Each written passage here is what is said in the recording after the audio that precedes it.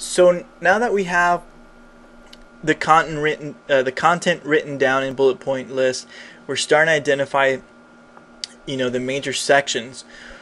I'm gonna pretend that we've done this for the whole letter. Now it's time to start really analyzing the flow of thought.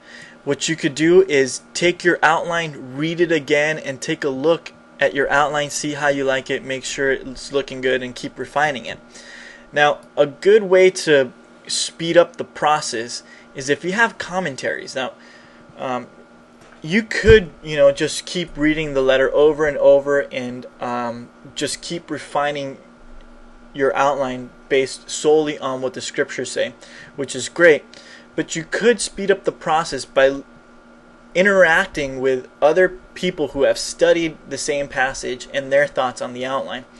You can either have Bible study, or you can go to commentators. People who have spent their whole lives studying this passage have something to say about the outline. I've got 3 commentaries up here on the screen, and I want to show you that you can really benefit by taking time and reading some commentaries and how they outline a passage. So I've got 3 commentaries. This one's from the New American Commentary. This is the Word Biblical Commentary, and this is the International Critical Commentary. This is a pretty scholarly commentary, but I wouldn't normally recommend this for undergrad, but we're just looking at the outline, so it's not that's easy reading because you're just comparing outlines. And then we'll just have ours here off to the side. So I think at this point, now that we've started really looking at the structure closely, you've developed your own outline, even though it's in early stages. You're familiar enough with the text that you can start comparing your notes to other scholars. Now let's take a look what the New American Commentator has to say here. Notice how he agrees. We have verses 1 and 2 as the address, and the New American Commentator seems to agree with that, author, recipient, and then he includes a third section for greeting. We didn't do a third section, but that's not a big deal. Word Biblical Commentary, same thing. He's got 2 verses for a salutation, and then in the critical, or the ICC, they don't have the first 2 verses included in here, so we can just assume that they had the same idea. They just didn't want to write it into its own section. Now we chose here to have a section that goes from verse 3 all the way to 11, and we called it Paul Reminds Timothy About His Instructions Concerning False Doctrines. Now, and that goes from, I'm just going to write in here, from 3 to verse 11.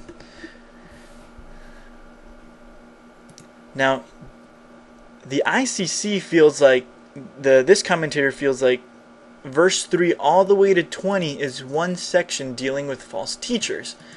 Let's look at what we did differently. We felt, in our initial look, that verses 3 through 11 was one section about instructions concerning false doctrines, but that 12 through 17 was dealing with Paul giving thanks to God for using him in ministry. And we didn't really see that as a subsection to this main idea. So we broke that off as a second section, but he feels like it's all one thought. So that's something to take into consideration. Is this somehow part of the overall argument, and if so, how?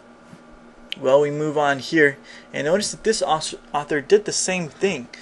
He breaks off verses 3 to 20 as one solid thought, where we have 3. So that's kind of interesting. The cool thing is we can see his outline and what he thinks. Now, he says the problem is stated in verses 3 through 7. Now, so we can look at our outline and see what does 3 through 7 say here.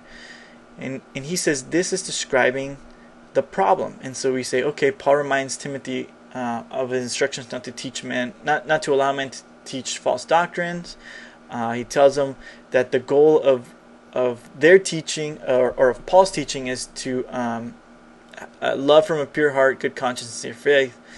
And then he says these bad guys, or these false teachers, are just teaching things that lead to fruitless discussions, and they're actually ignorant about what they're teaching. And so they're going to say that's descriptive of the problem, and that 8 through 11 is the true intent of the law. So presumably what this author thinks is happening is that Paul uses the first verses 3 to 7 to talk about the description of the problem, and then he says essentially the false teachers are teaching a misuse of the law, and so Paul goes on to say, now this is how you're supposed to use the law in verses 8 through 11. Then Paul goes on, let's keep on comparing. We said this is a different section here, verses 12 through 17. It was really about Paul giving thanks for using him in ministry. What does the WBC say about that? This commentator says that it's an example. Paul is using himself as an example of salvation by grace. So that's kind of interesting, because essentially this author thinks that this is a part of Paul's instructions to Timothy about false doctrines. So he tells him, hey, bad guys or false teachers are doing this. This is the way you're supposed to use the law to encourage the sinner to be righteous. And then he says, now I'm an example of how the law can be used for good, or how God can turn a sinner towards righteousness. And so Paul finishes off to talk about, okay, so then you keep fighting the good fight, which people reject. So what we're doing here is we're really comparing our outline to other authors and saying, okay, why are they saying what they're doing, and is their understanding of the passage better than ours? And you're going section by section, kind of comparing notes to see whose outline is better. Now I realize that I'm going really fast through this, but if you go through the process of summarizing very carefully the content of 1 Timothy, and you're very familiar with it, and you're struggling with trying to find the flow of thought within the passage, you should be able to open up some of these outlines and just think about it on your own, and be able to see why the author is suggesting the outline that they're suggesting. Anyway, I want to show you one more outline, and now we can compare our outline with this outline and the New American outline. Let's compare those two, and it seems like they have roughly the same idea, except this author groups 3 through 11 together, while the author of the WBC splits off verses 3 to 7 as one section and 8 to 11 as another section. And so you can kind of see what does he do with this questionable section from 12 through 17. Well, let's look at it. Thanksgiving to God and a statement of the gospel in 15, and then the purpose of divine mercy. So you can see that this author is really breaking this up differently, and you can just look at the text yourself, look at your outline. I kind of don't really see why he's doing it this way just off the top of my head. I kind of like the way the Word Biblical commentator is doing it, and so I'm going to compare my notes to his, and I can go back and look at this guy. But that's essentially what we're doing at this point, looking at the structure and comparing outlines.